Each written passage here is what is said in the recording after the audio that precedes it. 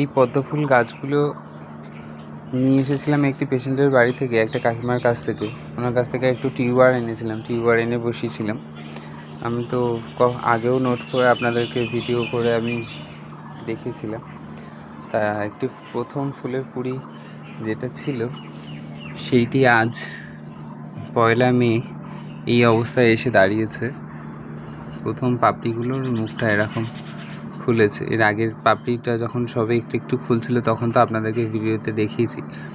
আজ দেখুন এই অবস্থায়, দেখুন ফুলটা কতটা সুন্দর দেখাচ্ছে, কতটা প্রাণের মধ্যে মুগ্ধ। আর ফুলটা কিন্তু যথেষ্ট বড়ই হয়েছে। এই ধারে কুড়িগুলো একটু সামান্য ছোট, কিন্তু প্রথম ফুলটা বেশ যথেষ্ট পরিমাণে বড় হয়েছে। ফুলের সাইজগুলো দেখে মনে হচ্ছে যেন গাছটা এবার একটু সারের প্রয়োজন আছে। গাছটাকে একটু সার দেবো। সত্যি এই ফুলটা পাওয়াতে এতটা যে আনন্দ পেয়েছি বলার কথা না। সত্যি ভীষণ আনন্দ পেয়েছি, ভীষণ। এটা আমি ভাবতেও পারিনি যে আমি এরকম একটা ফুল পাবো। সত্যি এটা কাকিমাকে এই জন্য একটা থ্যাঙ্কস জানালাম।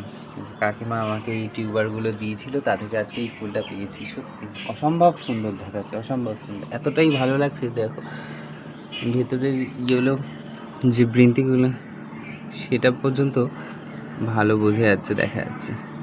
এতটা সুন্দর দেখাচ্ছে না, সত্যি অসম্ভব সুন্দর। একটি নারী যেরকম সম্পূর্ণ হয় যখন সে মা হয়, তখন সেই নারীটা সম্পূর্ণ হয়। আজ থেকে এই গাছটার অবস্থাও ঠিক তাই।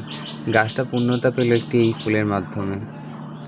থ্যাংক ইউ কাকিমা আমাকে টিউবারটা দেওয়ার জন্য। এই ফুলটা আপনাকে ডেডিকেট করলাম।